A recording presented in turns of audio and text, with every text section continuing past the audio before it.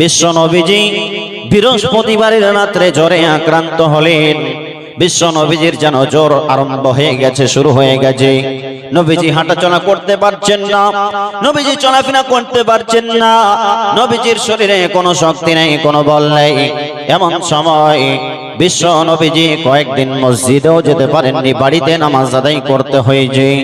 এইবার একদিন হঠাৎ করে শুক্রবার পার হয়ে গেল, শনিবার পার হয়ে গেল, রবিবার পার হয়ে গেল। রাত্রের বেলা গিয়ে ফজরের টাইমে, মানে সোমবারের দিন আগের রাত্রে, সে আগের রাত্রে বিশ্ব নবী মুহাম্মদ রাসূলুল্লাহ সকলেই পড়ুন সাল্লাল্লাহু আলাইহি ওয়াসাল্লাম, সাল্লাল্লাহু আলাইহি ওয়াসাল্লামের যেন জ্বর আরো বাড়তে লাগলো, বুখারটা যেন আরো তেজ হতে লাগলো অগ্রগতিতে।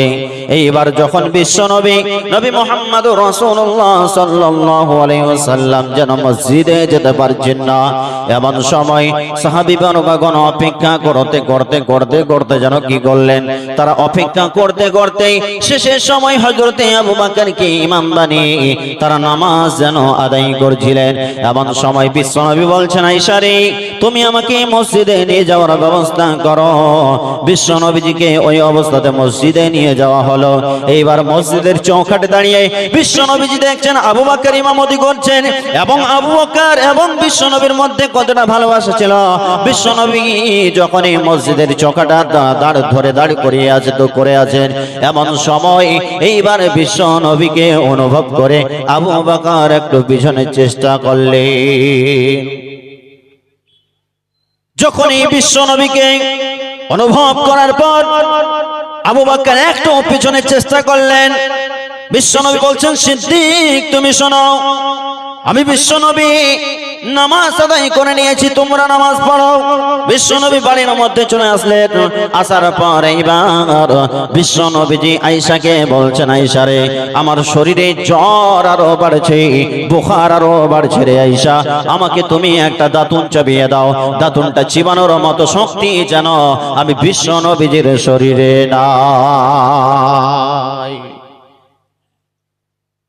এইরকম করতে বিশ্বনবী যখন মৃত্যু শয্যায় পৌঁছে গেলেন, বিশ্বনবী তখন বলছেন, হে আমার উম্মত, আসসালাত আসসালাত আসসালাত, তোমরা কখনোই যেন নামাজকে তোমরা ছাড়বে না।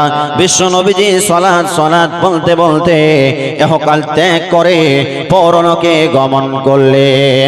12 রবিউল আউয়াল সোমবারের দিনা রাসূলুল্লাহ আমার মাসুজ নাই, আল্লাহ তাআলাই কি নিলে কারে আমার মাঝরে পড়ায়, দয়াল আল্লাহ কি নিলে কারে আমার মাঝরে পড়ায়। ফাতিমা বিবি কান্দিয়া বলিলে, পিতা যে আমার মজুজ নাই, আল্লাহ তাআলাই কি নিলে কারি আমার মাঝরে পড়ায়। বিশ্বনবীজি এই যে আসসালাত করতে করতে পৃথিবীর মুখ ত্যাগ করেছেন। আজকে আমরা এমন মুসলমান বাবা, এমন মুসলমান হয়ে গেছি, ইমাম সাহেব নামাজ পড়াচ্ছেন, নামাজে তো কেউ থাকি না, অথচ আমরা মুয়াজ্জিনের আজানটা ফুলফল শুনতে পাই, আমরা মুয়াজ্জিনের আজান শুনতে পাই। মুয়াজ্জিন 5 ওয়াক্তে আজান দেন, হাইয়া আলাস সালাত, তোমরা নামাজের দিকে এসো, হাইয়া আলাল ফালাহ, তোমরা কামিয়াবি নেবে তো এসো। কিন্তু আমাদের মতো হতভাগা মুসলমান, যে নবীজি মৃত্যুর শয্যায়, মৃত্যুর সময়, মৃত্যুর টাইমে মানুষ নিজের সন্তান সন্ততিকে ভাবে, নিজের সন্তানকে ডেকে বলে, বেটা রে, বাবা রে, সোনা রে, হীরার টুকরা লাল রে, ওখানে 1 কাঠা জমি রেখে দিয়েছি, এখানে 2 কাঠা জমি রেখে দিয়েছি, ব্যাংকে 5 লক্ষ টাকা রেখে দিয়েছি। এইগুলো করতে করতে নিজের শেষ নিঃশ্বাসটাকে ত্যাগ করে এহলোক ত্যাগ করে পরলোকে গমন করে। কিন্তু আমার আপনার নবী বিশ্ব নবী নবী মুহাম্মদ রাসূলুল্লাহ সাল্লাল্লাহু আলাইহি ওয়াসাল্লাম এমন একজন নবী, উম্মতের দরদী নবী।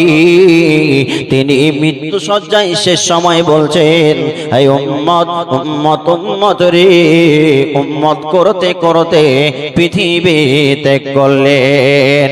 হয়নি, হবে না, হতে পারে না আমার নবীর সাথে কারো তুলনা।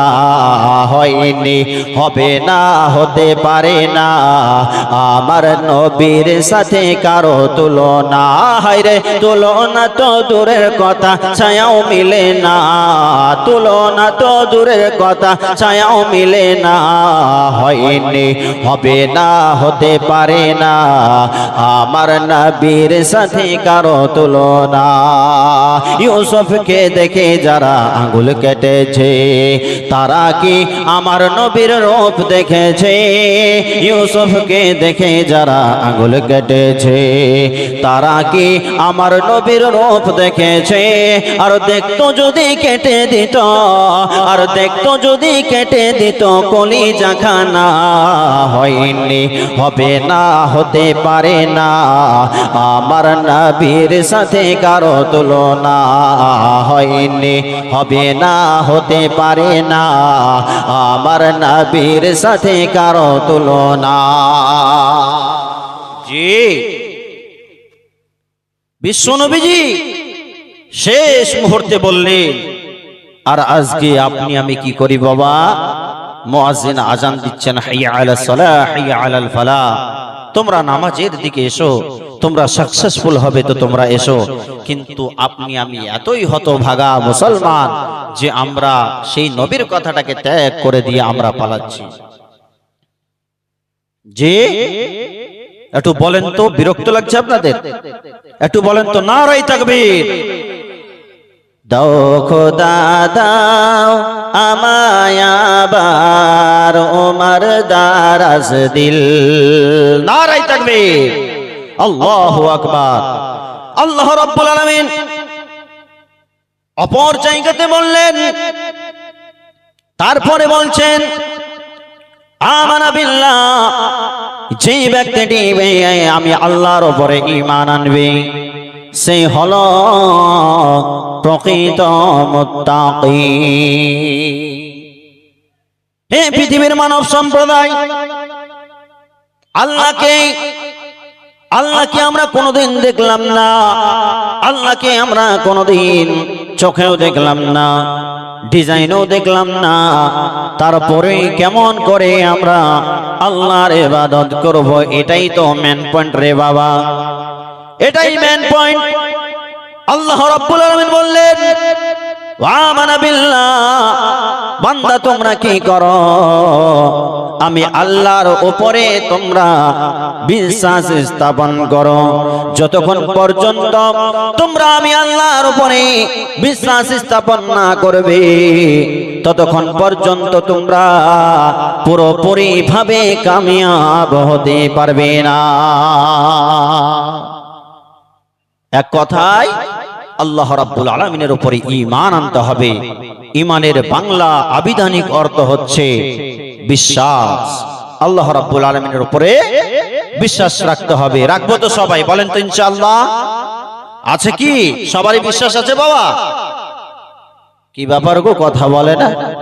আছে সবার বিশ্বাস আল্লাহর উপরে? একটু হাতটা তোলেন তো বাবা, তোলেন তো একটু। আলহামদুলিল্লাহ, খুশি হলাম, খুব খুশি হলাম। আরেকবার হাতটা তুলতে বলবো। তো যাই হোক, আল্লাহ রাব্বুল আলামিন বললেন তোমরা কি করো? তোমরা আমি আল্লাহর উপরে বিশ্বাস স্থাপন করো, যেমন করেছে হযরতে বিলাল রাদিয়াল্লাহু তাআলা আনহু, এবং যেমন করেছে আল্লাহর নবী এবং তার সাহাবী বর্গগণ। ঈমানের বিষয় নিয়ে ছোট্ট করে দুইটি ঘটনা আপনাকে শোনাই।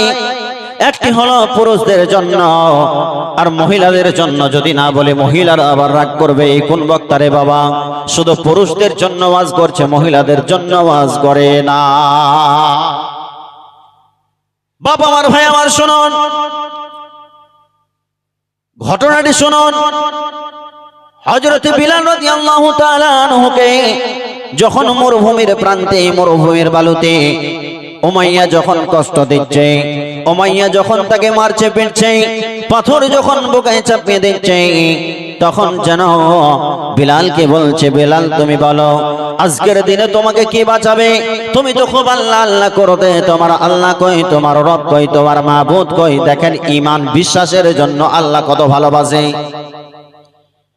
বিলাল বলছে আহাদ আহাদ, আমি আল্লাহ এক, আমি আল্লাহর গোলাম।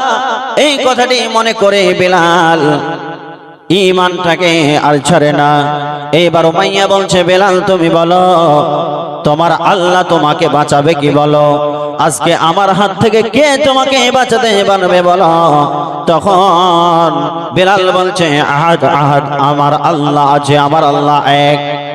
এই কথা যখন বারবার বলছে, তখন যেন এই দৃশ্যটি বিশ্বনবী যেন দেখছিলেন দাঁড়িয়ে দাঁড়িয়ে। এমন সময় বিশ্বনবী সাহাবাবর্গদেরকে এক জায়গাতে করে বলছেন, হে সাহাবাবর্গগণ, তোমরা কে আছো গো? আজকের দিনে আমার বিলালকে তোমরা কিনে এনে দিতে পারবে? যখনই কথা বলা তখনই আবু বকর সিদ্দিক রাদিয়াল্লাহু তাআলা আনহু লাব্বাইক ইয়া রাসূলুল্লাহ বলে বলছেন, ইয়া রাসূলুল্লাহ, আমি বিলালকে আপনার কাছে নিয়ে আসব। আবু বকর চলে গেলেন, বিলালকে কিনে নিয়ে আসলেন। এইবার বিলালকে বিশ্বনবীকে দিয়ে বলছেন, ইয়া রাসূলুল্লাহ, বিশ্বনবীজি গো, আমি বিলালকে কিনে নিয়েছি, বিলাল এখন আমার। এই বিলালকে আপনাকে আমি হাদিয়া করে দিলাম। সুবহানাল্লাহ বলা যায় না একবার? জোরে হলো নাও, আরো জোরে। বিলালকে যখন কিনে নিয়ে আসলেন, আবু বকর এবং বিশ্বনবীকে যখন দিলেন, ইয়া রাসূলুল্লাহ, বিশ্বনবীজি গো, এই হলো বিলাল, আমি কিনে নিয়ে আসলাম এবং বিলালকে আপনাকে দিয়ে দিলাম। বিশ্বনবীজি তখন বললেন, ও বিলাল রে। তখন বিশ্বনবীজি বললেন, বিলাল তুমি এই কাজ করেছো, এমন কাজ করেছো বিলাল, আমি নবী খুশি হয়ে গেছি রে বিলাল, আমি খুশি হয়ে গেছি, আমার আল্লাহ খুশি হয়ে গেছে। এই কথা যখনই বললাম, বিলাল তোমাকে আমি চাকরি না দিয়ে থাকতে পারছি না, তখন বিলালকে যেন যে মসজিদের বিশ্বনবী ইমাম, সেই মসজিদের মুয়াজ্জিন করে দিলেন বিলালকে। পৃথিবীর ইতিহাসে প্রথম আযান দিয়েছেন বিলাল। জোরে জোরে বলুন না সুবহানাল্লাহ। দেখো কেমন ঈমান এনেছে আমার নবীর সাহাবারা, সেই যুগের সাহাবারা। দেখো কেমন ঈমান এনেছে আমার নবীর সাহাবারা, সেই যুগের সাহাবারা। হযরত বেলাল এনেছেন ঈমান কত কষ্ট করে, কত কষ্ট করে। মরুভূমির গরম বালুতে তাজা রক্ত ঝরে, তাজা রক্ত ঝরে। তবু বেলাল এনেছেন ঈমান লা ইলাহা পড়ে। দেখো কেমন ঈমান এনেছে আমার নবীর সাহাবারা, সে যুগের সাহাবারা। বাবা মার আপনাকে বলতে চাই বাবা, একজন বিলাল কালো ঠোঁট মোটা লোক, সে বিলালকে যদি আমার আল্লাহ এত ভালোবাসেন যে বিলালকে বিশ্বনবী পৃথিবীর মুখে জান্নাতের সার্টিফিকেট দিয়ে দিয়েছিলেন, বেলাল রে তুমি জান্নাতি, সে বেলালের মতো কি আপনি আমি আল্লাহকে খুশি করতে পারি না? বলে পারবো তো ইনশাআল্লাহ। তারপরে আল্লাহ রাব্বুল আলামিন বলছেন, ওয়াল ইয়াউমিল আখিরি, তোমরা কি করো? আখিরাতের প্রতি বিশ্বাস স্থাপন করো। তোমরা আখিরাতের প্রতি বিশ্বাস স্থাপন করো। আপনি আমি এমন মানব, আপনি আমি এমন লোক, আখিরাতের প্রতি বিশ্বাস আমাদের উঠে গেছে। জি উঠে গেছে না? সবাই বলেন তো, কথা ঠিক? ঠিক না ভুল? জোরে বলেন না বাবা, ঠিক না ভুল? ঠিক, আখিরাতের প্রতি বিশ্বাস উড়ে গেছে। ইনি মাওলানা গাজল মসজিদের ইমাম, সবাই চেনেন তো? আমরা সবাই গাজল যাই তো? তাহলে একজন কারিগরকে 2 বছর আগে একটা বাক্স বানাতে দিয়েছি, উদাহরণটি শোনেন, গাজলের মাটিতে। আবার বাক্সটা ভেঙে চুরে চুরমার হয়ে গেছে। তখন কি করলাম? তখন আবার 2 বছর পর আমরা গিয়ে বলছি, ভাই ওই যে 2 বছর আগে যে ডিজাইনের আপনি বাক্সটা বানিয়ে দিয়েছিলেন, সে বাক্সটা কি বানা যাবে? সে কি না করবে? সে না করবে না, বলবে হ্যাঁ বানিয়ে দেব। কি বলবে? হ্যাঁ বানিয়ে দেব। বাপ আমার, ভাই আমার, একজন পৃথিবীর সামান্য কারিগর যদি বলতে পারে আমি আবার পুনরায় বাক্সটা বানিয়ে দেব, তাহলে আপনার আমার রব, সারা বিশ্ব জগতের মালিক, যিনি রব্বুল আলামিন, যিনি তামাম বিশ্বকে পরিচালনা করছেন, যিনি তামাম বিশ্বকে যিনি খাওয়াচ্ছেন পড়াচ্ছেন, যিনি সৃষ্টি করেছেন, সে রব্বুল আলামিন কি আপনাকে আমাকে আবার পুনরায় বানাতে পারবেন না? এটা কি হয়? কখনোই নয়, কখনোই নয়। পুনরায় আপনাকে আমাকে আবার রব্বুল আলামিন বানাতে পারবেন বাবা। আখিরাতের প্রতি আপনাকে আমাকে বিশ্বাস স্থাপন করতে হবে। যদি আখিরাতকে, পরকালকে যদি হারাই, পরকালকে যদি বিশ্বাস না করি, তাহলে যেন ইহকাল চলে যাবে এবং পরকালও ধ্বংস হয়ে যাবে। ও বাবা, পরকালকে যেন বিশ্বাস স্থাপন করার জন্য, পরকালকে যেন বিশ্বাস স্থাপন করতে হবে। যাইতে হবে পরপারে তোমায়, যাইতে হবে পরপারে। সোনারে দেহ তোমার মাটিতে মেশাবে, যাইতে হবে পরপারে। দুনিয়ার মায়ায় রহিলে পড়িয়া কি জবাব দিবি বন্ধু পরকালে যাইয়া? দুনিয়ার মায়ায় রহিলে পড়িয়া কি জবাব দিবি বন্ধু পরকালে যাইয়া?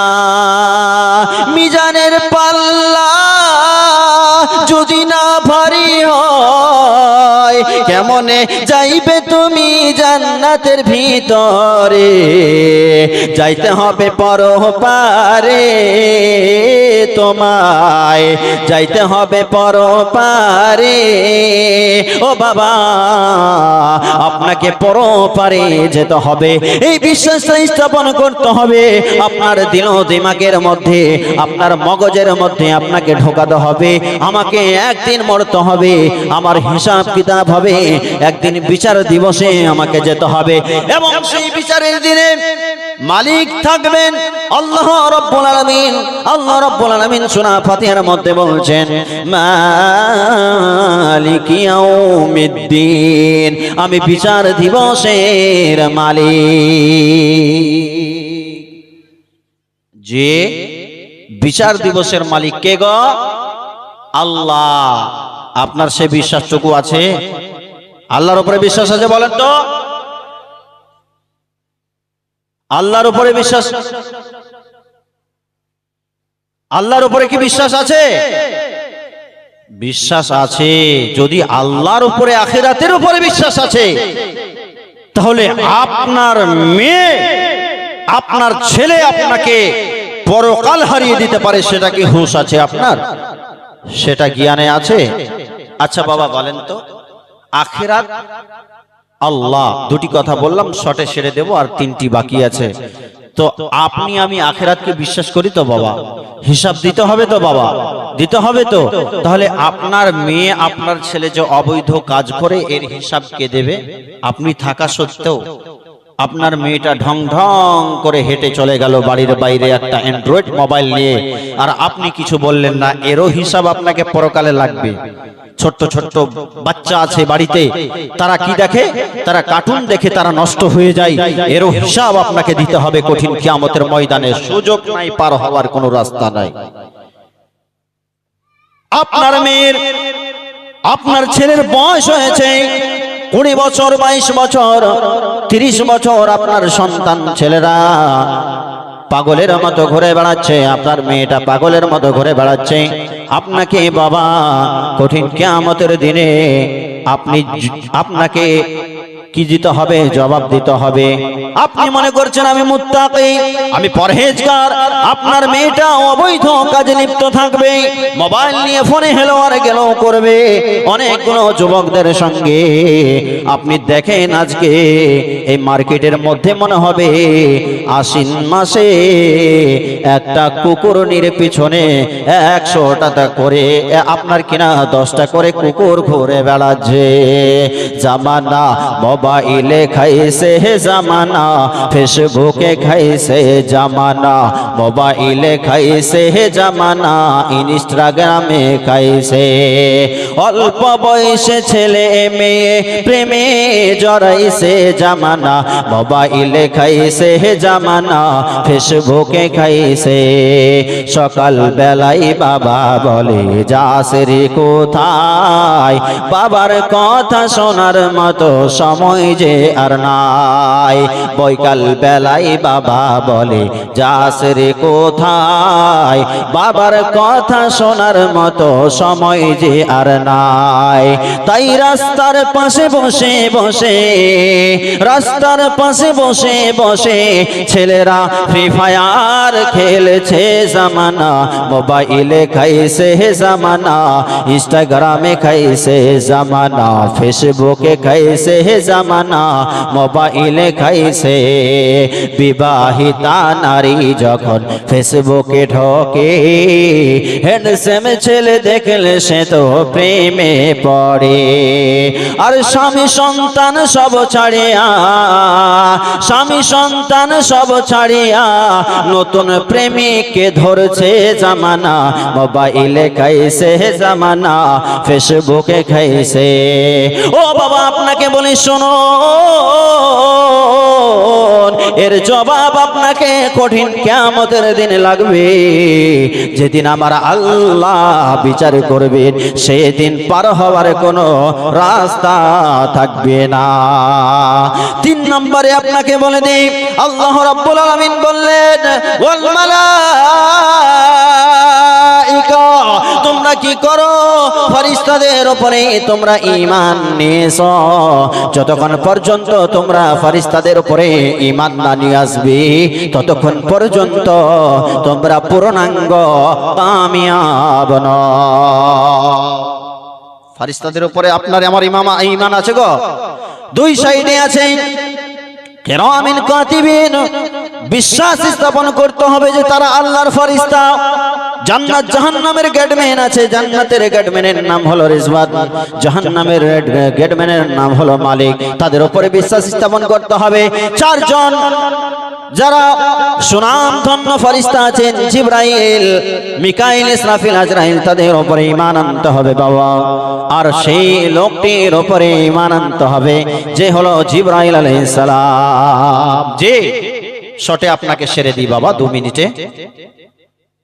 যেই লোকটি বিশ্বনবীকে ওহী পৌঁছাতেন সেটি হলো জিবরাইল আমিন। বিশ্বাস আছে সবার? আল্লাহর ফেরেশতা আছে তো বাবা? একটু বলেন তো জোরে, আছে কি নাই? ঠিক না বে ঠিক? একটু জোরে বলেন। আল্লাহর ফেরেশতা আছেন, সেই সব ফেরেশতাদের উপরে ঈমান আনতে হবে, ঈমান স্থাপন করতে, বিশ্বাস স্থাপন করতে হবে, ঈমান রাখতে হবে। বিশ্ব নবীজি বললেন শোনো শোনো শোনো, তোমাদের যদি কারো সন্দেহ জেগে থাকে তাহলে তোমরা কি করো? তোমরা যেন সেই জিবরাইলকে সামনে রেখে জিবরাইলের উপরে বিশ্বাস স্থাপন করো কেমন? আমি বিশ্ব নবীজি যখন গারে হেরা পাহাড়ের গুহায় ছিলাম, তখন বিশ্ব নবীজি আমি সেই জিবরাইল আমাকে প্রথমে এসে বললেন, পড়ো ইকরা বিসমি রাব্বিকাল্লাযী খালাক। এই কথাটি কার দ্বারা এসেছে?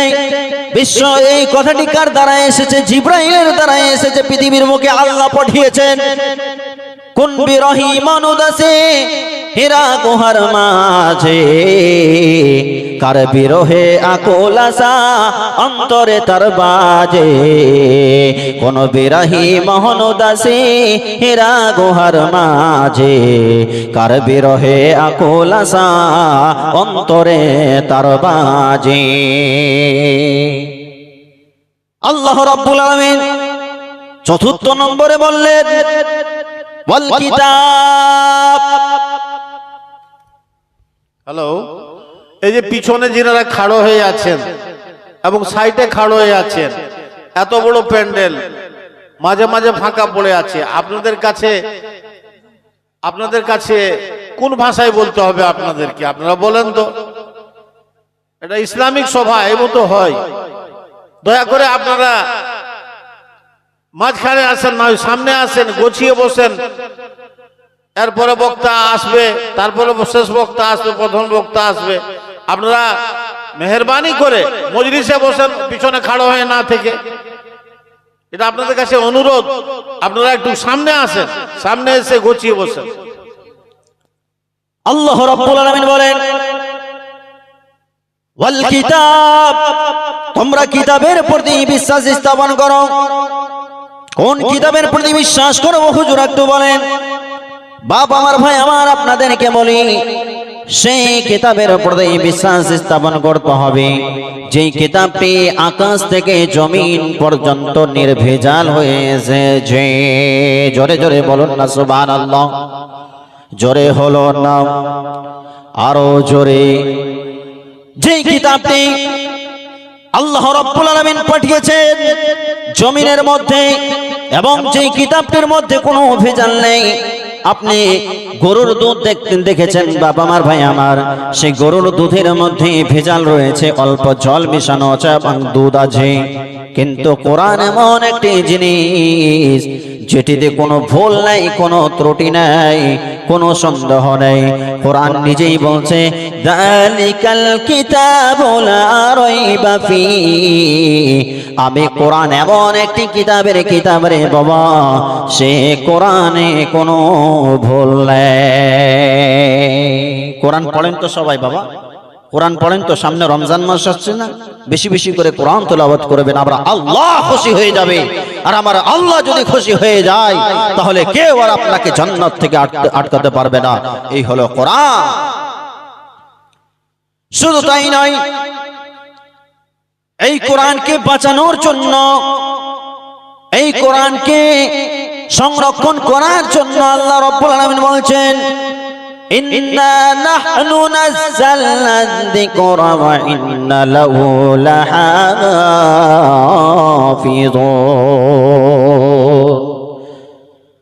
আমি আল্লাহ রাব্বুল আলামিন এই কোরআনকে পৃথিবীর বুকে অবতীর্ণ করেছি, এবং এই কোরআনের রক্ষণাবেক্ষণকারী আমি আল্লাহ নিজেই।